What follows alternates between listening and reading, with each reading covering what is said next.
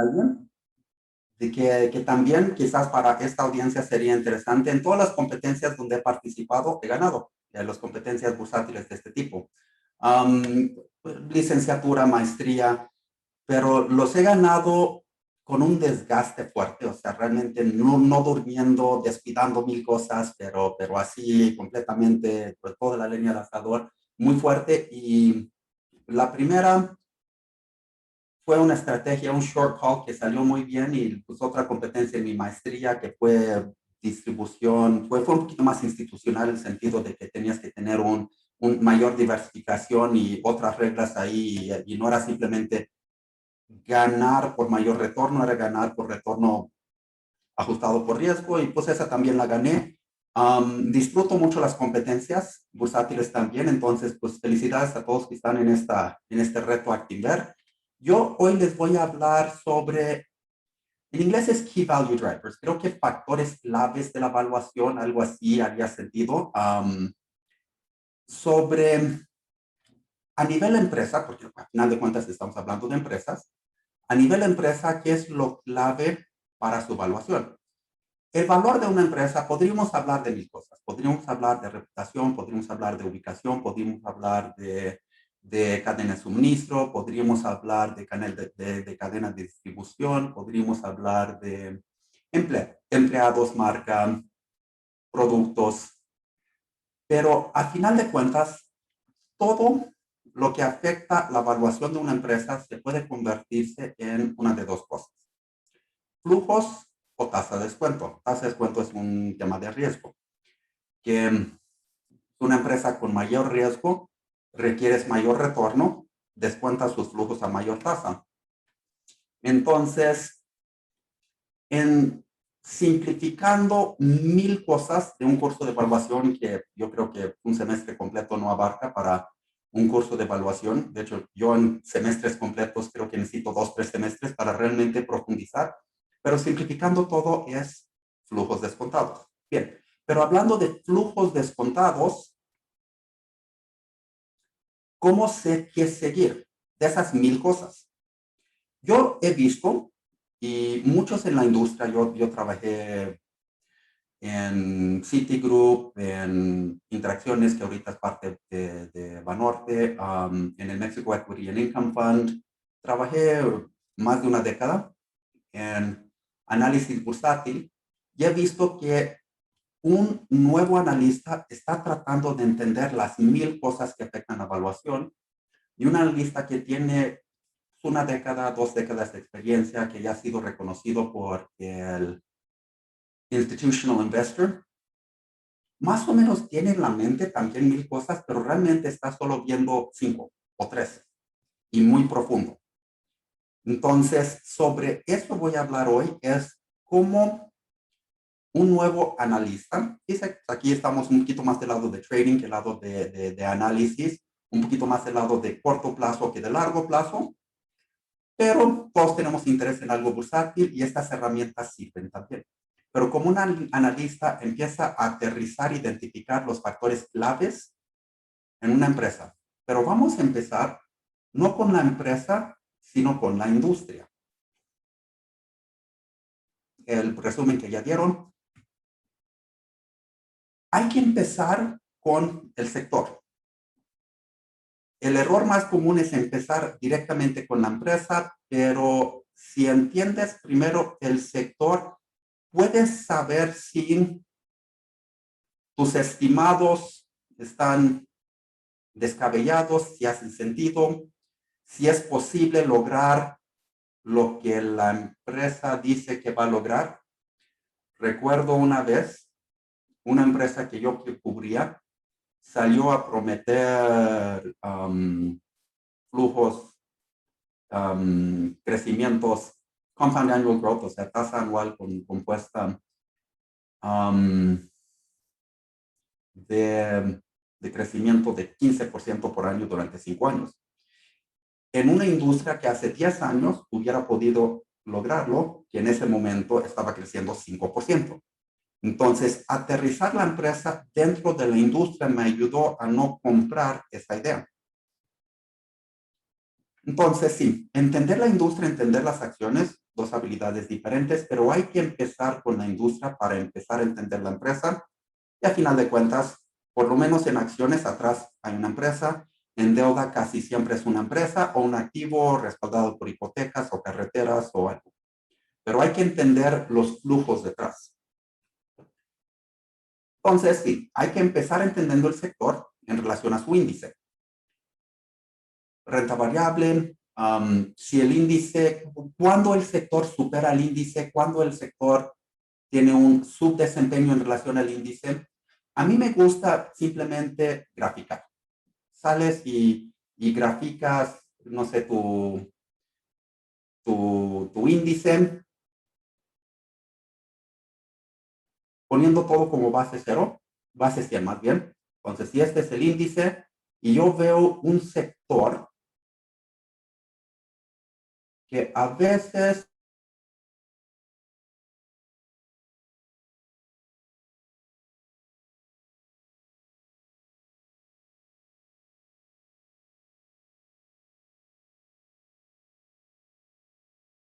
sube más, a veces cae, a veces si hay un índice del sector contra el índice general, que en este caso sería ya sea el IPC o el IRT, hago este tipo de análisis.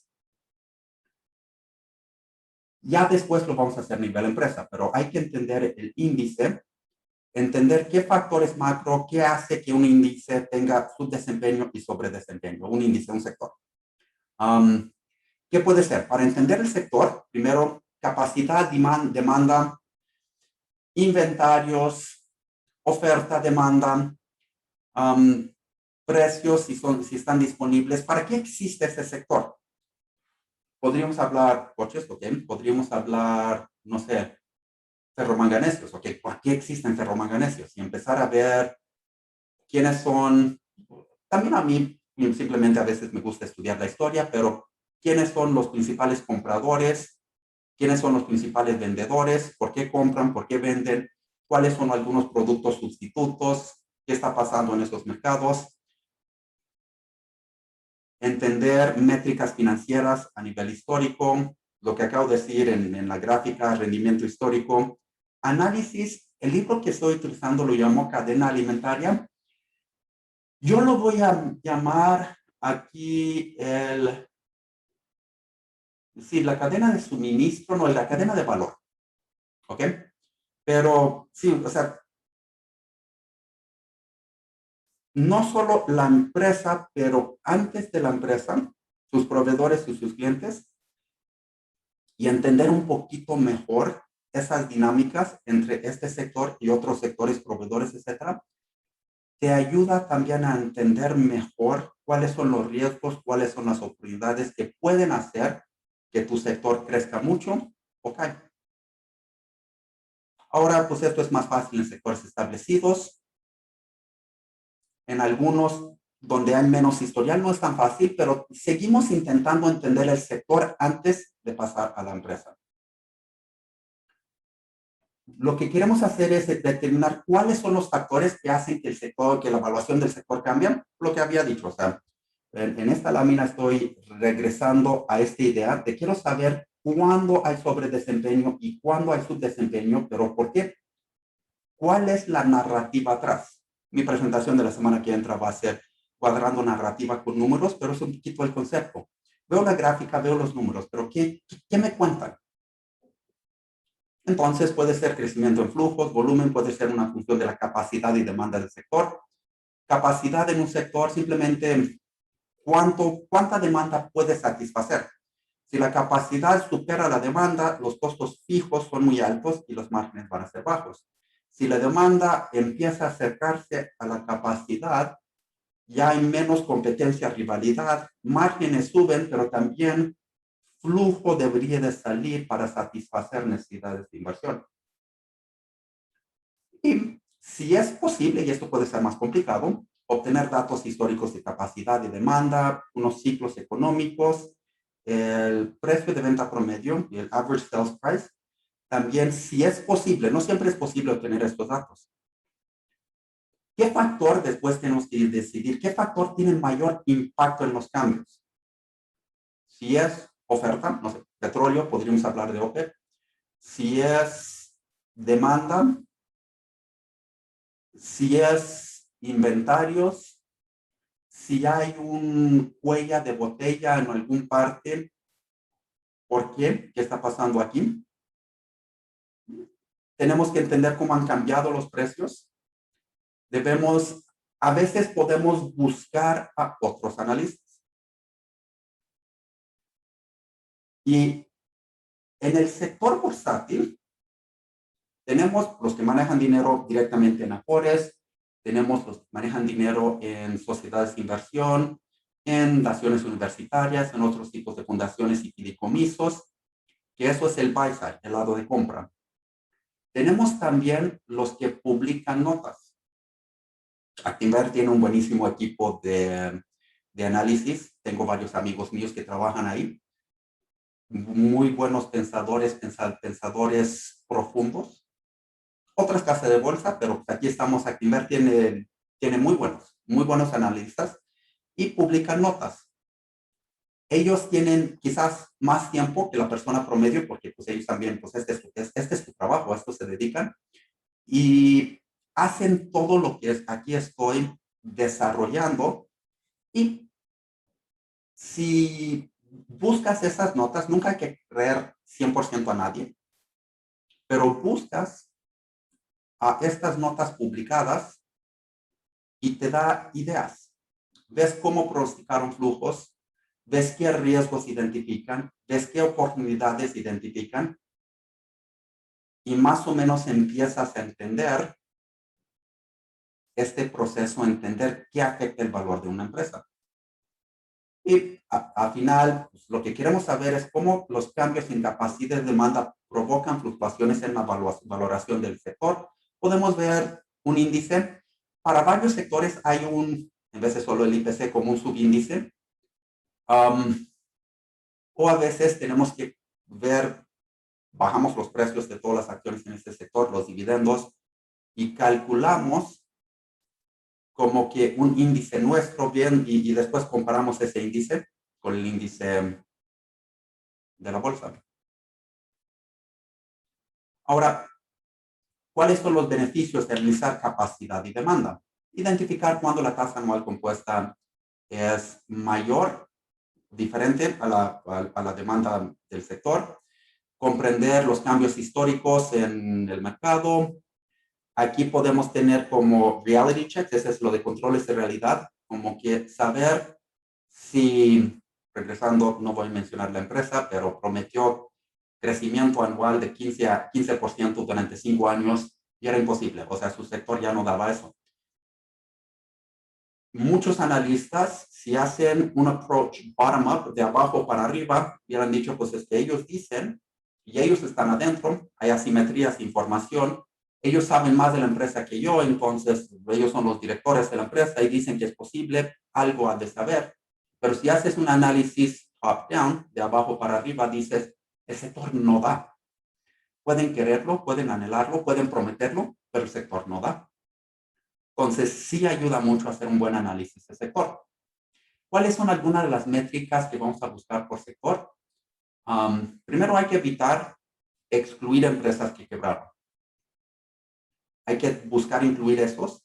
Y vemos ingresos por sector, EBIT, que es la utilidad antes de intereses e impuestos, el EBITDA es antes de intereses, impuestos y depreciación, amortización, utilidad neta, CAPEX es la inversión en capital fija, ROIC, retorno sobre capital invertido, retorno sobre activos, dividendos, son algunas de las cosas que podemos compilar a nivel sector para empresas públicas que cotizan en bolsa.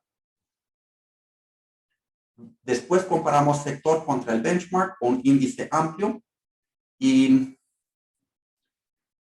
aquí sectores más jóvenes o con menos empresas, tú vas a querer necesitar hacer tu propio índice del sector, tu propio promedio ponderado de cambio de precios de las acciones del sector. Requiere más trabajo. Algunos sectores ya más establecidos utilizas ese índice. También quizás tendrías que ver cuáles han sido las métricas de evaluación históricamente. Si es posible y este es más trabajo, esto sí lo hacen o lo deben hacer, no, sí lo hacen los equipos de análisis. Quizás para un inversionista, persona física o alguien que trabaja en una mesa de trading, esta sea demasiado trabajo. Pero alguien que trabaja en análisis bursátil sí debería de poder buscar estos datos, que ya es mucho más complicado, pero ver si en los momentos cuando ha tenido sobre desempeño el sector, qué ha pasado con los múltiplos de evaluación, los forward multiples en ese entonces. Y vemos a veces, y este es muy interesante, lo haces también para una empresa, una noticia positiva, la acción reacciona o la acción tarda 3 meses en reaccionar. Y si eso empiezas a verlo, hay sectores que reaccionen más rápidamente a cambios, hay sectores que tardan más.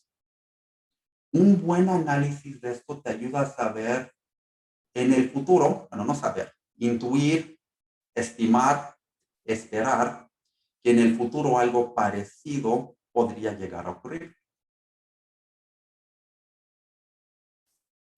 Hablando de esta, dice que se corta el sonido. Voy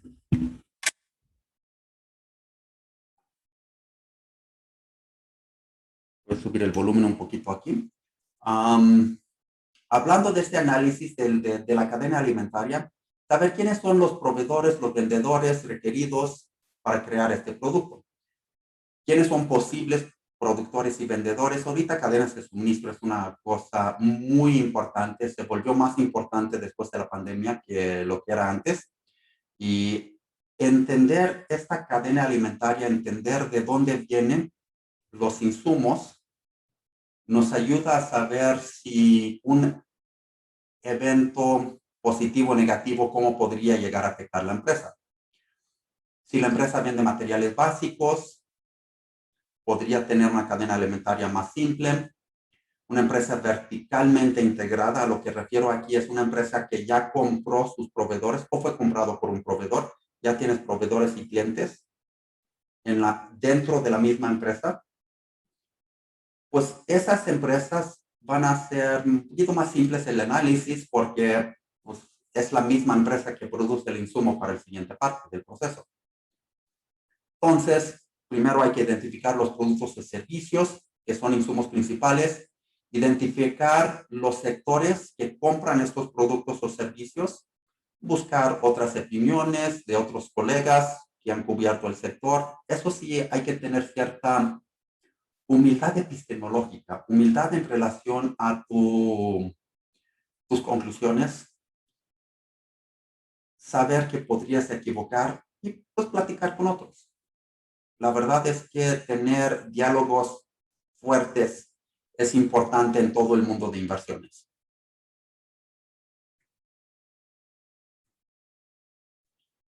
Pasamos de sector a la acción. Había dicho que puede haber 3,000 cosas que afectan una acción. Sí, puede haber 3,000 cosas que afecten una acción.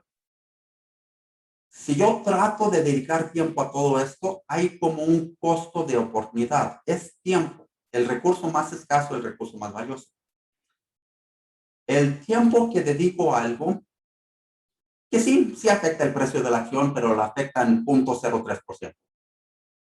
Este tiempo podrías haberlo dedicado a algo que afecta el precio de la acción en un 15%. Entonces, esta parte es muy clave, saber en qué factores enfocarte. Para que un factor sea crítico, necesita ser algo que puede ocurrir durante el tiempo de tu horizonte de inversión. Estamos hablando de catalizadores, cosas que cambian la estructura de ingresos y gastos de volatilidad de una empresa. Entonces, si tu horizonte de inversión es 2 años y es algo que puede ocurrir en 5 años, no lo ves. Un catalizador que cuando se activa, el factor se convierte en mayor oportunidad o riesgo a la vista del mercado. En la mayoría de los casos, va a tener, o sea, el punto B realmente son dos factores. Horizonte de inversión y catalizador. Y el catalizador generalmente va a ser cambios importantes en las utilidades o crecimiento en flujo de caja, cambios significativos en devoluciones, eso afecta ingresos netos, cambios materiales en la probabilidad de que la empresa realice una adquisición, sea comprada o haga un cambio en la alta gerencia. Estas son algunas cosas que necesitamos. Estos son los factores claves. Aquí es donde debemos dedicar la mayoría de nuestro tiempo cuando pensamos en el valor intrínseco de una empresa. Anomalías en evaluación y métricas pueden ayudar a encontrar factores, o sea, y un buen analista en sus notas, donde está buscando los factores críticos, los catalizadores, lo que va a buscar es, ¿este factor afecta a todo el sector? A ver si se escucha. Sí, se escucha bien, Ever. Ok, perfecto, gracias. Y veo que hay una pregunta. ¿Qué implicaciones tiene que una empresa deja de cotizar en bolsa? Pues a nivel empresa o a nivel toda la bolsa. A nivel empresa, pues toman más control de la empresa. Ya no tienen que rendir cuentas a otras partes. Tienen menos financiamiento, ya sea un leverage buyout, un management buy-in, un management buyout o cualquier tipo de proceso de ir privado. Los que compraron la empresa son los que empiezan a tener, pues son los que tienen el control, pero tienen menos recursos, menos disponibilidad de crecer. Para toda la bolsa, no necesariamente es lo mejor. O sea, y estamos viviendo algunos momentos de eso, de deslizamientos. Yo soy fan, obviamente, de todo lo bursátil. Aquí está mi designación CFA y entre más empresas cotizan públicamente, más recursos tienen para crecer, más recursos, más oportunidades tenemos nosotros para invertir y crecer nuestro patrimonio. Hay una gráfica que no traigo ahorita porque no estaba esperando esta pregunta, pero que el PIB per cápita ajustado por poder adquisitivo, no solo PIB per cápita, pero ya ajustado por poder adquisitivo en un eje y en el otro eje pones capitalización de mercado como porcentaje de PIB, pues hay una correlación altísima. Entonces, es mejor para toda la economía que haya más empresas que coticen en bolsa. Inclusive si la mayoría del empleo y del PIB viene de pymes o viene de empresas privadas, el simple tener una salida para estas empresas privadas, un mercado secundario robusto en empresas públicas, incrementa la probabilidad y facilidad de que empresas privadas pueden en el mercado primario cotizar y eso incrementa el dinamismo en todas las empresas privadas. Pero para para una empresa pública, o sea, para una economía es mejor que haya más empresas públicas. Para la empresa hay beneficios, sí, pero hay costos. Costos de divulgar información, costos regulatorios, tienes que rendir cuenta a muchas más personas cuando cotizas y algunas empresas deciden que ya no hace sentido. Hay una pregunta, quiero seguir con la presentación, pero ya veo algunas preguntas, pero la bibliografía, mi última lámina, tengo la bibliografía y lo tengo por allá el libro físico, pero lo tengo en Kindle, etcétera, pero el libro que estoy citando aquí es James Valentine, Best Practices for Equity Research Analysts. Mi última lámina lo voy a presentar. En las acciones, cuando las suspenden las acciones, ¿qué pasa con las acciones? Simplemente cuando hay demasiada volatilidad en la cotización, Puede ser que hay mucha volatilidad hoy, subió mucho y va a caer, o cayó mucho y va a subir. Hacemos una suspensión de las acciones, o bueno, eso es simplemente durante el día, o cuando simplemente ya dejan de cotizar. Pues las implicaciones sí, pues como si la empresa se forzosamente se volviera privada o algo así, o sea, simplemente, ¿qué pasa cuando le suspenden las acciones de las cotizaciones? Es simplemente, no se ve bien, por supuesto, y la empresa tiene que buscar otros recursos, buscar más estabilidad. Key value drivers en un bear market. Tú simplemente buscas cosas más defensivas.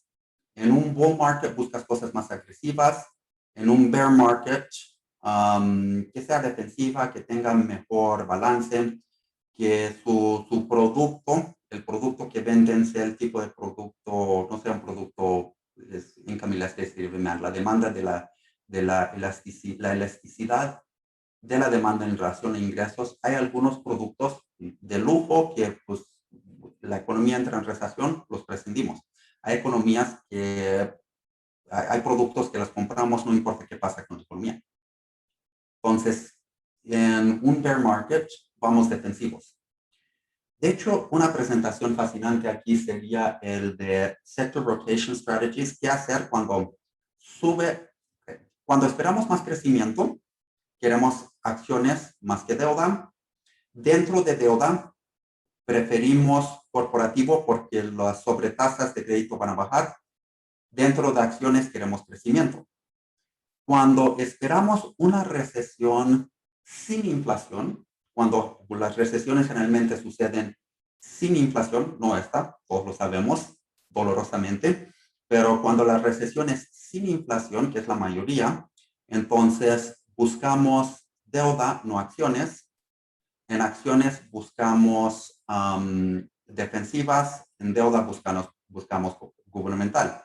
Cuando es una recesión con inflación, entonces en acciones pues, utilidades van a crecer menos, van a subir incumplimientos, entonces preferimos deuda sobre acciones, pero en deuda la parte corta de la curva para reducir duración. Preferimos gubernamental sobre corporativo. En acciones vamos defensivos, betas bajas, productos estables, balances sólidos. Eso es un poquito la idea de sector rotation, pero el sector rotation que estoy hablando es a nivel macro. A nivel empresa o a nivel sector, ya es ver, ok, en recesiones anteriores, ¿cómo les ha ido? Hay, regresando a esta gráfica, cuando cae, esta línea roja que yo tengo, pues obviamente es un sector más volátil que el índice. Cuando sube, sube más, cuando cae, cae más. Lo que queremos en una recesión es un sector que sube, pues quizás sube menos, pero cuando cae, cae menos. O sea, es un poquito lo que buscamos en momentos de recesión, y si las hay. Y los puedes ver simplemente cosas que ya dije, que ya digo,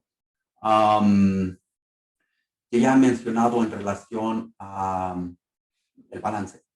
Los sectores que van a ser más resilientes en momentos de crisis son los sectores que necesitan menos endeudamiento, tienen menos apalancamiento, tienen productos menos, cuya demanda es menos volátil, porque es necesidad, no es lujo, etcétera. Ese tipo de sector, ese tipo de empresa aguanta mejor la recesión. Voy a seguir un poquito con la presentación. Creo que hay una pregunta rápida. Si uno pierde ese dinero invertido en sus acciones, pues si uno lo pierde, pues cuando cae, la acción vale menos. Si la empresa realmente quiebra, pues sí lo pierde. Todo depende de tu horizonte de inversión, obviamente. Si tu horizonte de inversión es más largo, entonces una recesión, una caída en la bolsa, es como si vas al súper y todo está barato. Pues, si eres comprador, qué bueno que la bolsa cayó.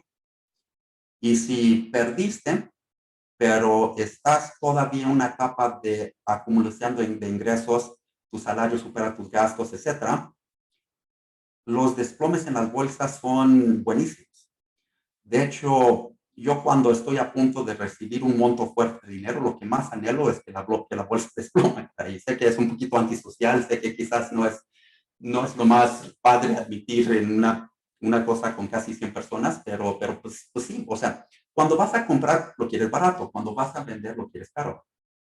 Entonces, pues pérdida, depende de qué tan diversificado estés. Es otro curso. Pero entre más diversificado estés, aguantas mejor los golpes. Se quiebra una empresa, pero invertí en 50 y pues fue 2%. Entonces, no pasa nada. Si inviertes para largo plazo, un golpe de 30% un año, pues vas metiendo más, compro más y recuperas todo eso y con creces. Ok. Regresando a la lámina, hablando un poquito de Key Value Drivers. Deberíamos estar recompilando en esta investigación de la empresa notas, ponemos los factores críticos y analizamos factores críticos en relación a la empresa y al sector. Algunos lugares para analizar estos catalizadores, reuniones de analistas patronizados por la empresa, publicaciones, earnings calls, publicaciones trimestrales de resultados, la guía, el guidance, el famoso guidance de la empresa, si hay nuevas legislaciones, reglamentos, resultados en casos judiciales, anuncios preprogramados de competidores o clientes, todos estos pueden ser algunos factores críticos. Veo que la pregunta en el chat era si pierdes tu dinero o no. La empresa que estaba cotizando y se suspende la cotización. Pues eso depende, pues a veces es un poquito así en relación a la empresa en particular. Porque si completamente se deslista, la empresa no pierde el dinero. Los inversionistas sí, o sea, la empresa tiene el dinero en activos. Si se cancelan las acciones o se emiten nuevas acciones, y eso lo he visto, que tus acciones valen nada y si quieres seguir jugando tienes que comprar las acciones nuevas, cosas así. Recordamos que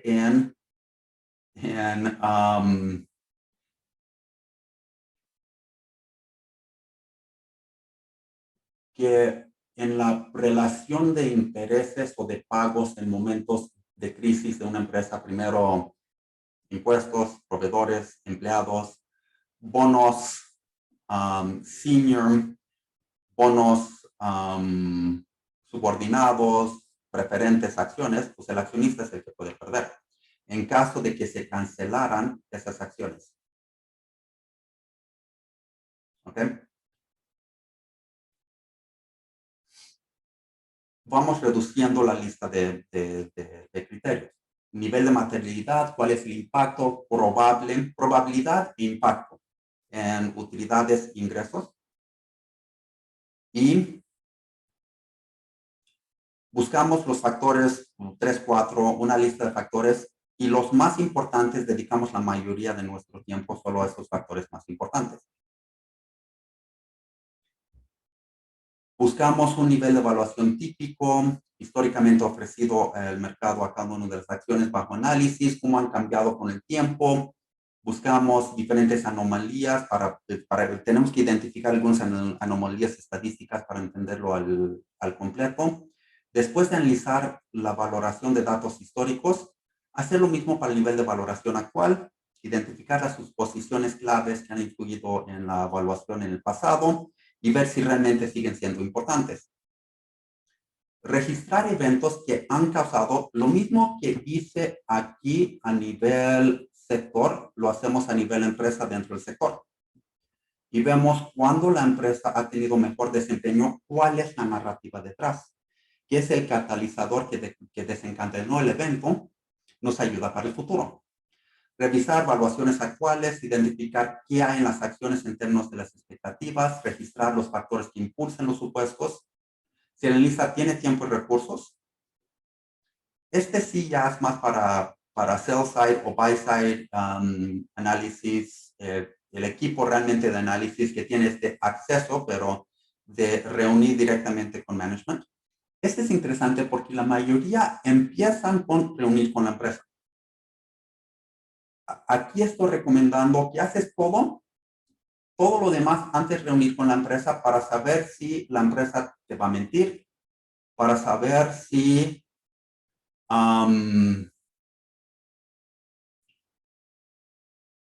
si conviene o no, para saber si crees cuando empiezan a dar respuestas. ¿Ok? Veo varias otras preguntas. Katie Wood,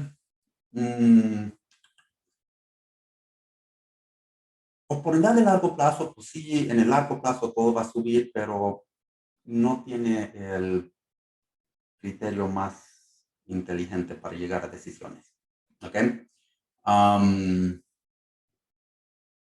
Un guía general sobre cómo decidir en qué sector, pues buscas oferta, demanda, sectores que van a tener buen crecimiento en el futuro, etcétera. Si vamos a invertir en sectores de energía, petróleo, pues a nivel oferta, los precios están subiendo, hay oportunidades, lo que tendríamos que ver es de aquí hacia adelante, no el pasado. ¿Qué podría pasar hacia adelante? La pregunta aquí sería, ok, lo que está pasando en Rusia, ¿cómo afecta? Lo que está haciendo Arabia Saudita, ¿cómo afecta? Energías alternativas, ¿cuánto tiempo tardan en venir? ¿Cuál es tu horizonte de inversión? Etcétera. Estas son las preguntas que deberías estar haciendo para ver si energía, por ejemplo, es buena oportunidad o no. Y me están pidiendo regresar a la lámina anterior. Si tengo 2 millones de pesos, ¿cuántas emisoras? Mira, como regla general, la diversificación en administración activa se recomienda que sea cerca a 30 empresas. Porque hay un costo en términos de tiempo, principalmente de realmente entender la empresa, y aproximadamente por ahí de 25, 30, o sea, siempre hay un beneficio de tener más diversificación. Lo ideal sería pues invertir en miles, pero pues hay un costo adicional, entonces entre costo y beneficio por ahí entre 25 y 30 es aproximadamente donde. NEMA no lo he cubierto, pero sé que Actinver tiene un equipo. Si puedes obtener la nota del analista de Actinver, él lo está viendo o ella lo está viendo mucho más de cerca que yo.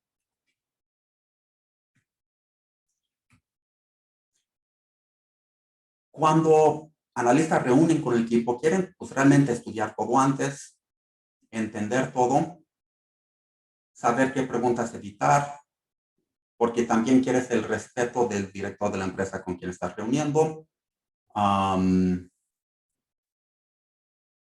Los vendedores, el del sell side, ellos son los que tienen el contacto, los sales side equity analysts tienen contacto para reunir con los analistas y también con los sales side equity analysts, pero aquí estoy hablando de gente de promoción, también de sales side, pues ellos tienen acceso a los analistas. Yo cuando fui analista, pues hablaba mucho con ellos. Y tienen obviamente, hablan de muchas, comunicaban las recomendaciones. También es importante como aquí, ¿cómo acceder a Actinver Análisis? De la página de internet puedes tener acceso, no sé qué tanto acceso incluye en el reto, pero eso lo dejo quizás a Jessica, a los de Actinver que están conectados, pero es un muy buen equipo. Amigos míos, una persona que yo contraté en interacciones en el momento y vino a Actinver, buenísimo, respeto mucho su inteligencia, varios otros buenos amigos que tengo ahí, que publican estas notas, hacen todo este tipo de trabajo, pero cualquier cliente de una casa de bolsa, y no sé, perdón, si los que participan en el reto tienen el mismo beneficio, pero deberías tener acceso a algunas de las notas que publican. Me imagino que algunas deberían tener acceso ustedes en el mismo reto, pero no sé tanto. No sé qué tanto, ¿ok? Si lo que quiero es factores críticos y catalizadores, yo estoy recompilando información. Quiero saber exactamente cuáles podrían ser.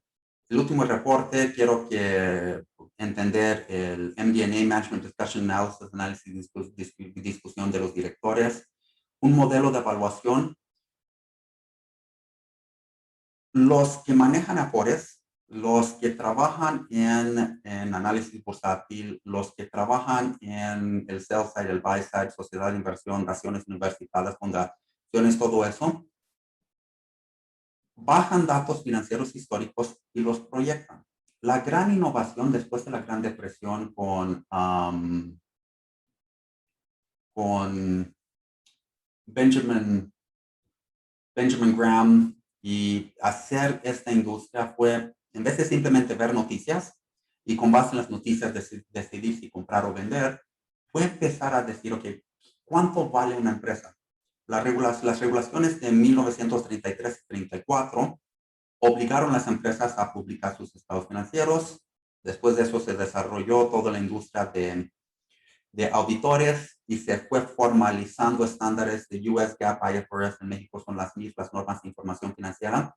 Y a partir de entonces fue posible bajar los estados financieros históricos y tratar de, con base en oferta, demanda, industria, capacidad, inventario, regulación, tratar de tener una idea de cómo pronosticar estados financieros y con base en eso tratar de tener una idea más concreta si la empresa es, es viable o no, si la empresa está creciendo o no. Perdón, me estoy saltando de la presentación a las preguntas, durante 10 años sí lo hacía y publicaba varias cosas por semana. Ahorita como profesor, mi tiempo es escueto. Entonces, ahorita no estoy publicando una cobertura del mercado del mismo tipo. Y nuevamente, eso lo encuentras un poquito más en las casas de bolsa. Hay un equipo dedicado que su único trabajo es hacer eso. Yo fui parte de eso, sí, yo lo viví. Cada casa de bolsa lo tiene. Actinver es uno de los mejores. Entonces, sí buscar lo que ellos publican. Ellos sí lo tienen, yo no. Antes tenía, perdón, pero ya no tengo ese tipo de publicaciones. Proyecciones de utilidades, transcripciones de las llamadas, porque a veces en el texto encuentras cosas, el buy side, los reportes del sell side, aquí estoy hablando de los reportes del sell side, que es el equipo de análisis. Si tú estás del lado del buy side, tener recompilado muchos reportes del sell side, nunca creerlos al 100%, pero te nutre mucho tus opiniones. Conferencias de los últimos 6 meses nos ayudan a desarrollar conocimientos sobre factores críticos, evaluación histórica que yo mismo hice, capacidad de demanda a nivel industria, eso es muy importante. Información sobre reestructuras, fusiones, lista de los 20 accionistas principales. No sé si ustedes han entrado a un restaurante y el restaurante está vacío. No sé ustedes, pero yo digo, qué miedo. Si yo he traído inversionistas de Noruega, de Asia, a conocer empresas importantes mexicanas. Si ellos vienen de muy lejos, México no lo conocen muy bien, una de las primeras preguntas que me hacen es ¿quiénes son los principales inversionistas en esta empresa? Si BlackRock y, o sea, Aberdeen, o sea, si hay empresas fuertes en esta lista de los 5 más importantes, digo, ok, con ellos quiero comer, por ejemplo, o sea, si ellos confían en esto, yo también voy a darle una mirada. Pero si no encuentran ningún inversionista institucional reconocido de renombre, dicen, ellos seguramente lo vieron. Ellos al verlo decidieron no invertir, mejor en este restaurante no como, mejor busco otro lugar. Entonces, esta lista de los accionistas principales suena trivial en el sentido de que pues, realmente el valor de la empresa es intrínseco. Es la empresa, sus flujos, sus clientes, su control de gastos, su estructura de capital, su innovación, su empuje. Y, sí, y quizás lo que queremos es encontrar una joya que nadie más está mirando. Eso es lo mejor. Y si es posible, llegar a un restaurante buenísimo donde nadie va. Y entonces tú eres un conocedor de algo. Donde realmente puedes ganar mucho dinero es en esos casos. Pero si llegas y no hay ninguno de los mejores reconocidos, pues sí da miedo, hay que tomarlo en cuenta. ¿Dónde vienes? ¿Quiénes son los accionistas? Es mejor si tenemos acceso a un terminal Bloomberg.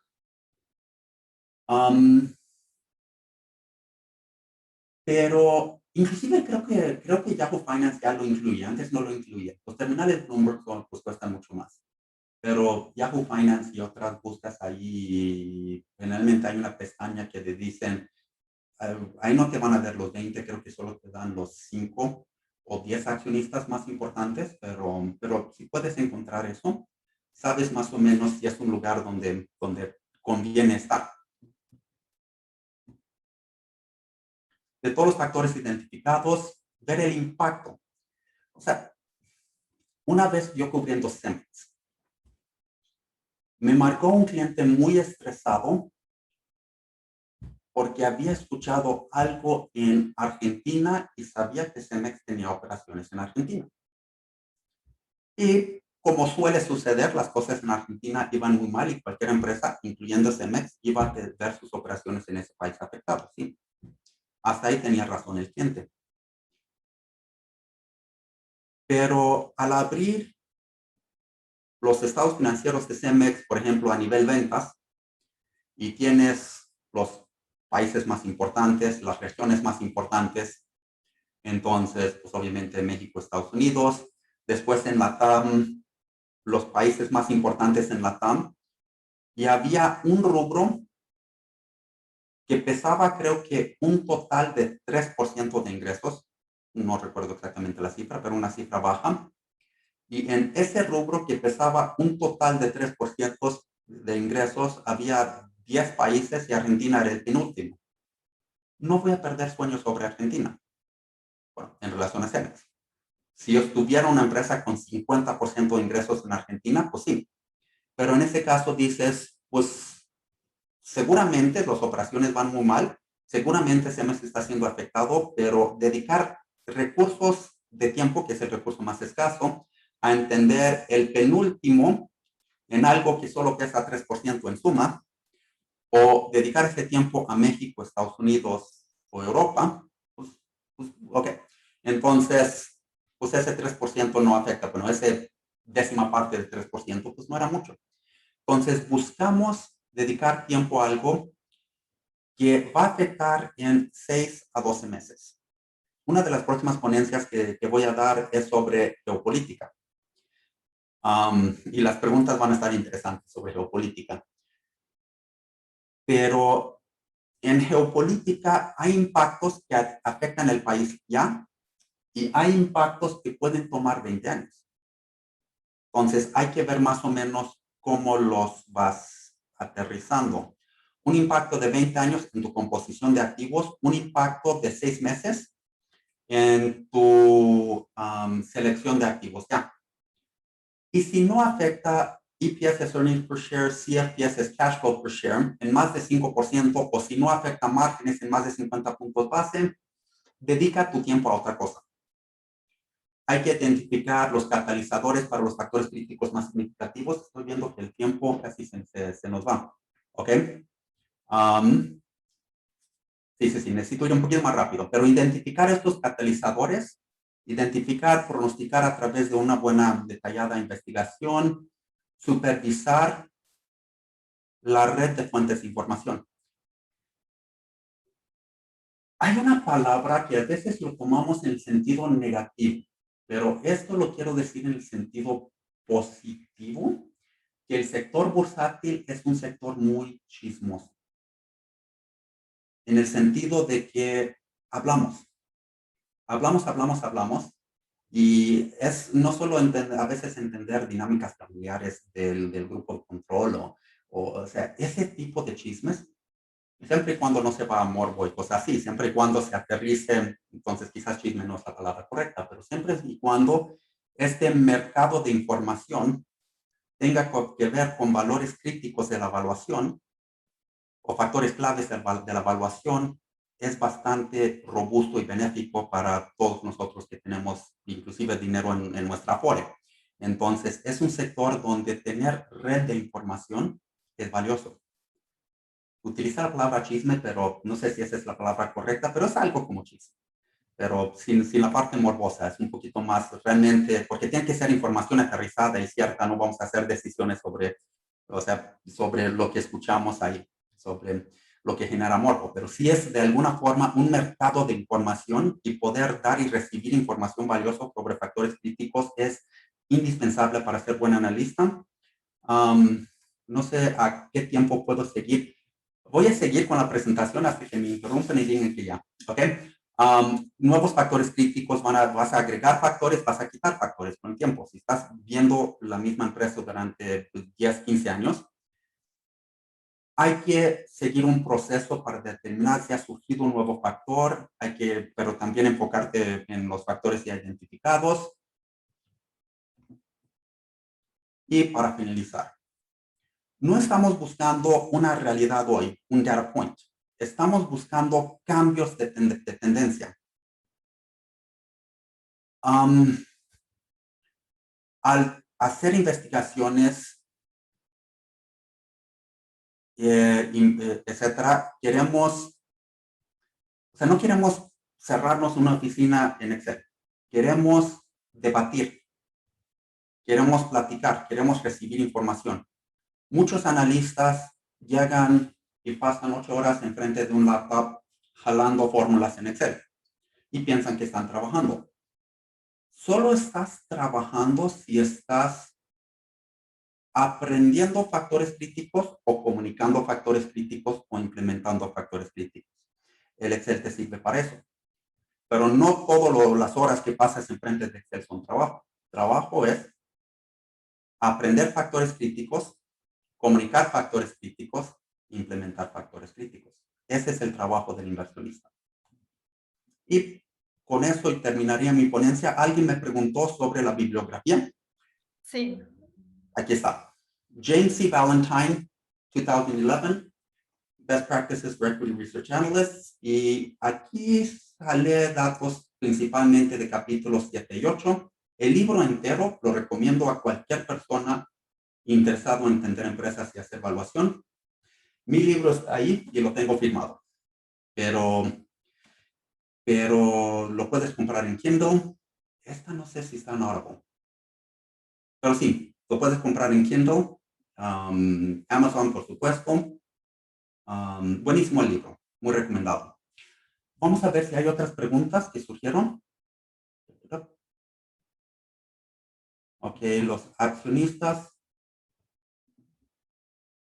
Mi visión de renta variable para octubre-diciembre, considerando incrementos en tasas.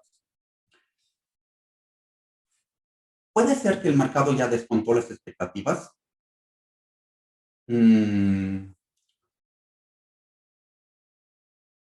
Ahorita es un momento interesante. Dar luz verde, decir ya hay que entrar, es difícil porque todavía tenemos guerra en Ucrania. Estamos tratando de resolver un problema, inflación del lado de oferta con herramientas del lado de demanda. Subiendo tasas, sube el costo de financiamiento de las empresas. Es complicado, pero ya empiezo a escuchar entre analistas, inversionistas, tanto individuales como instituciones, pues ya ha caído tanto, ¿qué tanto más puede caer? El horizonte de inversión de un reto bursátil como estos es corto. Entonces, octubre, diciembre para mí es es un poco difícil. Mis herramientas, mi manera de pensar son más de décadas. El reto es más de meses. Entonces, ante esa pregunta, creo que no puedo realmente a 2 meses saber exactamente qué puede suceder octubre, noviembre, diciembre. Pero yo pensando de aquí a 40 años, será muy difícil encontrar un mercado tan barato. Si sigue cayendo durante 3 meses, muy importante para el reto. Para mi inversión a 45 años, no pasa nada. Cae unos meses y repunta.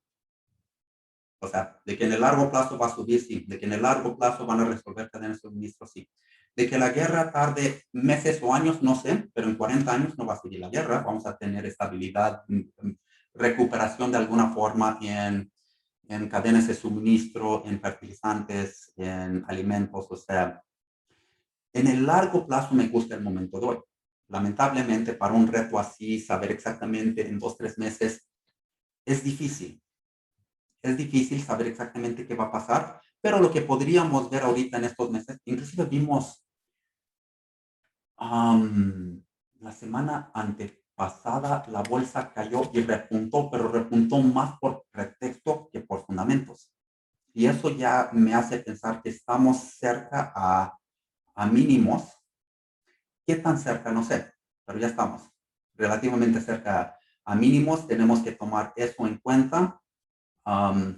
Lamentablemente no puedo ver el futuro. De hecho, la película del Regreso al Futuro regresó con un libro de deportes. Yo regresaría con pues algo bursátil. O sea, la verdad es que si yo pudiera viajar por el tiempo y tener conocimiento certero sobre el futuro, wow, el dineral que haría. Pero bueno, esa es mi ponencia. No sé si hay más preguntas, algún comentario de la sostenibilidad como criterio fundamental, más que solo por moda o mercadotecnia. Buena pregunta.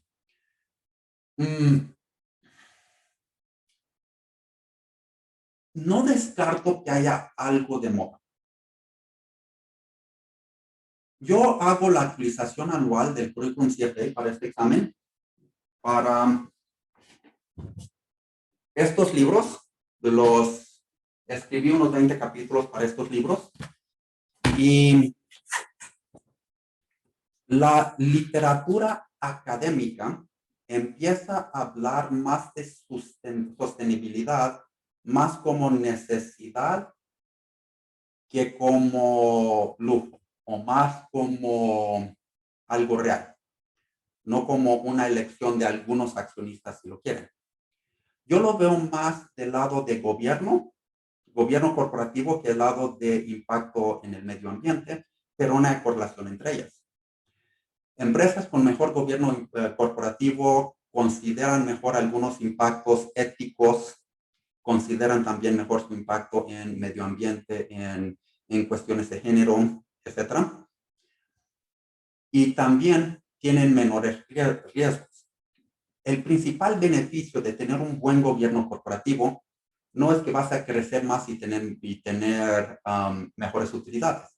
Es que vas a caer menos, te va a ir mejor en momentos de crisis, vas a tener menores crisis y menores periodicazos, y hay una correlación entre buen gobierno corporativo y sostenibilidad. Entonces, yo lo veo más, sin descartar que hay moda, y por moda puede haber algo como greenwashing, pero hay que tener cuidado con empresas que se visten de verdes sin ser verdes, pero sí creo que es real el beneficio de empresas sostenibles. Y creo que con eso ya he contestado todas las preguntas. Sí, ya están todas. Perfecto. Y se nos acabó el tiempo, Ever, pero agradezco muchísimo. La verdad es que aquí nos dicen que ha sido una ponencia muy especial. Muchas gracias por compartir todo tu conocimiento y experiencia. Te agradecemos mucho tu tiempo y pues también agradezco el tiempo de todos los que se conectaron. Ahorita en un momento ya pasamos a la siguiente sesión, pero pues muchísimas gracias. Muchas gracias. Yo me desconecto. Muchas gracias. Gracias a todos.